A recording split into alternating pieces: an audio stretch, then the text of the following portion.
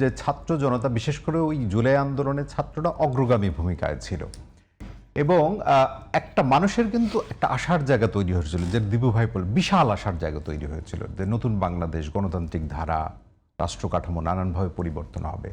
এবং সেই জায়গা থেকে এনসিপি দলটা আপনি বললেন যে কেমন করে গঠিত হলো, কে প্রভোগ করলো, কিন্তু তারপরেও এখন যদি আপনি বলেন যে এনসিপি বলল যে নির্বাচনী ঐক্য হয়েছে জামাতের সাথে এবং তাদের নিজেদের মধ্যেই নারী সদস্যরা একে একে পদত্যাগ করলো। আমি রিসেন্টলি দেখলাম যে তাদের সাধারণ সভায় 2 জন নারী সদস্য এখনো আছে, নাম বলছি না, তারা বলছে যে জামাতের সাথে আমাদের এই ঐক্য আর কতদিন থাকবে। এটি নিয়ে আমি প্রশ্ন করেছিলাম এই টেবিলে এনসিপির, এবং কোনো সদুত্তর তারা দিতে পারেনি। আপনার কি মনে হয় এই যে তরুণ প্রজন্ম যারা মানে যারা বাইরে চলে গেল, যারা আছে, বা আরও শুনছি আমরা 2 জন আরও তরুণ নেতৃত্ব তারা ভিন্ন একটা রাজনৈতিক ধারাও তৈরি করার কথা বলছে, আপনি কি মনে করেন কিনা এরা কি জামাতের মধ্যে বিলীন হয়ে যাবে, না বের হয়ে একটা স্বতন্ত্র ধারা আর তৈরি করার সুযোগ আছে? না, এই সুযোগ নাই।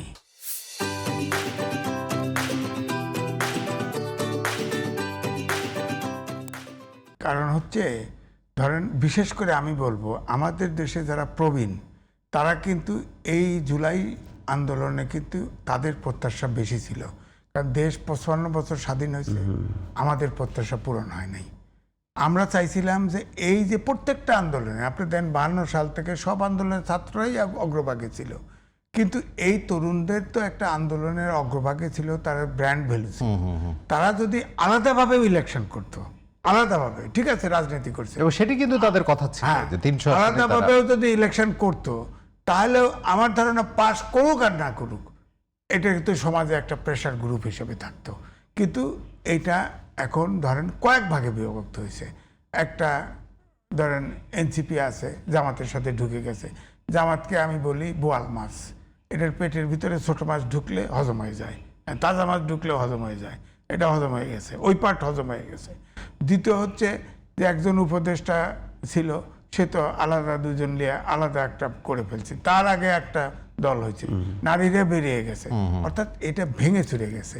এখন ঢাকা ইউনিভার্সিটির হল কেন্দ্রিক কিছু এনসিপি আছে, আর এনসিপি নামধারী।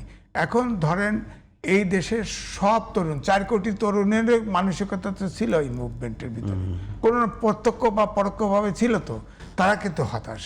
এই গুটি কয়েক অগ্রগামী লোক, তাদের এত বদনাম, এত টাকা পয়সার মালিক, এই যে এখন অভিযোগ যেহেতু পড়ছে বলতেই পারি, এগুলো কিন্তু আমরাও চাই নাই, তরুণরাও চাই নাই।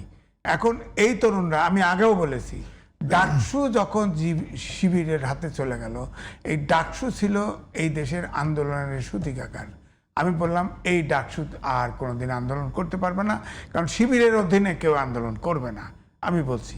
1 2 নম্বর হলো জামাত ইসলাম হচ্ছে এমন একটা, এটা এনজিও টাইপের একটা আন্তর্জাতিক সংগঠন।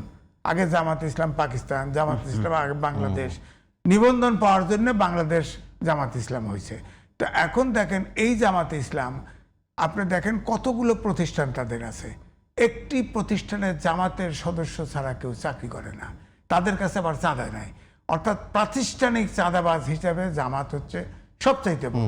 এবং ওই প্রতিষ্ঠান, একটা সাপ্লিমেন্ট কোশ্চেন করি, যেটি দিবু ভাই আশঙ্কার কথা বলছিলেন, যে এই সংসদ বা এই সরকার যদি সেইভাবে টেকসই না হয়, ভালো মতো চলতে না পারে, তাহলে কিন্তু সামনের দিকে একটা বড় আশঙ্কার কথা উনি বলেছেন, যে মৌলবাদী আগ্রাসন শক্তি বা আগ্রাসী যে শক্তি, তাদের একটা উত্থান হতে পারে, ক্ষমতাও আসতে পারে, তেমনটি বোধ হয় দিবু ভাই বলছেন সামনের দিকে।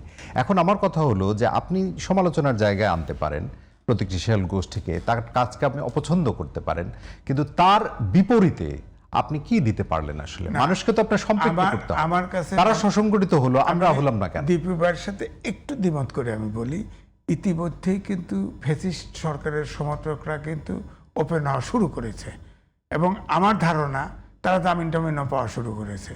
যেমন ধরেন নারায়ণগঞ্জের এমপি ছিল, মেয়র ছিল আইভি, সে তো শামীম ওসমানের সাথে সারা জীবন যুদ্ধ করছে, তারা মার্ডার কেস দিছে, বেল পাবে না, কি করবে? বদি সে ইয়াবা বদি, আরে ইয়াবা বদি তো শেখ হাসিনাই তাকে রিজেক্ট করে তার ওয়াইফকে নমিনেশন দিছে। সেই বদির বিরুদ্ধে আপনি ইয়াবা ব্যবসায়ী করে তাকে জেল দেন, তারে দিছে খুনের আসামি, খুনের ম্যাটেরিয়ালস পায় নাই, বেল পাওয়া গেছে।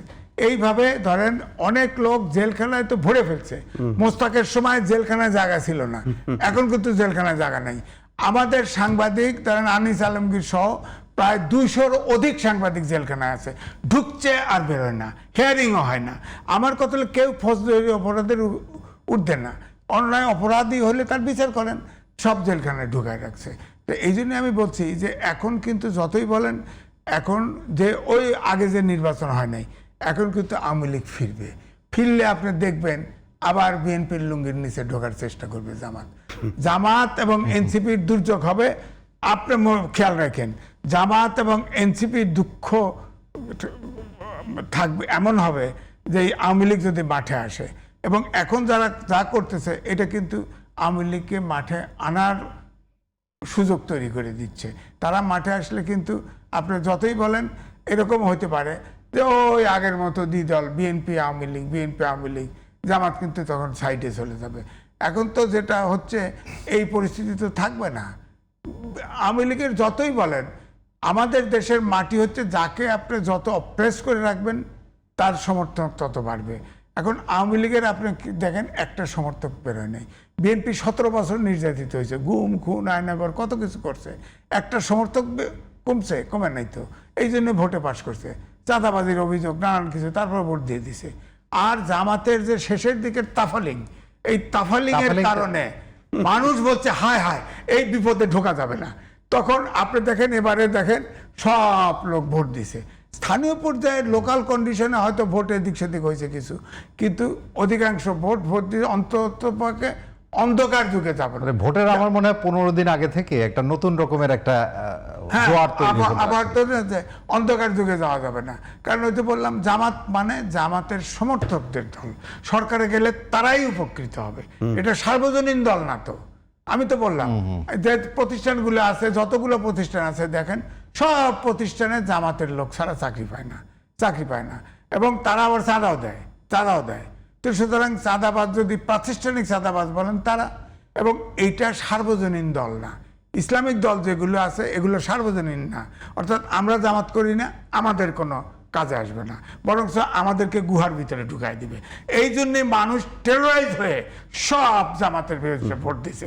বিএনপির ভিত্তে এই যে নিউজের সম্পাদক বলছে না, বিএনপিকে নাকে রুমাল দিয়ে ভোট দিছি, বিএনপিকে ধানের শীষে ভোট দিছি, অর্থাৎ ভোট সে দিতে চায় নাই। তারা যদি এইভাবে তাদের রাজনীতিটা ক্লিয়ার না। আজিজ ভাই, এটি তো খুব ভালো কথা। কি আসলে মানে পরিবর্তনের যে আকাঙ্ক্ষা দীপু ভাইও বলছিলে, মানে নাকের রুমাল দিয়ে আমি ভোট দিলাম, শক্তিটাকে ঠেকালাম, কিন্তু আমি যদি আবারও আগের রাজনীতিতেই যাই, মানে গুণগত পরিবর্তনের আকাঙ্ক্ষা কি পূরণ না? গুণগত পরিবর্তন এখন ভাগ্যের উপরে ছেড়ে দিতে হবে। ধরেন আমাদের জীবনে পাবো না, আপনার জীবনে পাইতেও পারেন, নাও পারেন। যদি আওয়ামী লীগ আসে, যদি মাঠে আসে নির্বাচনে, যদি আওয়ামী লীগ তো অ্যাক্টিভিটিস নিষিদ্ধ করে রাখছেন, এটা তো আইনের মাধ্যমে নিষিদ্ধ হয় নাই, তো দল তো নিষিদ্ধ হয় নাই। এখন আমার বক্তব্য হচ্ছে তারা যদি নির্বাচনে আসে তারা তো প্রতিদ্বন্দ্বী হবে, হয় সরকারে যাবে, নাহলে বিরোধী দলে থাকবে। জামাত তখন থাকবে না, ছেঁচা মাইরে সাইজ করে লাগবে, এটা মনে রাখি, নিশ্চিত।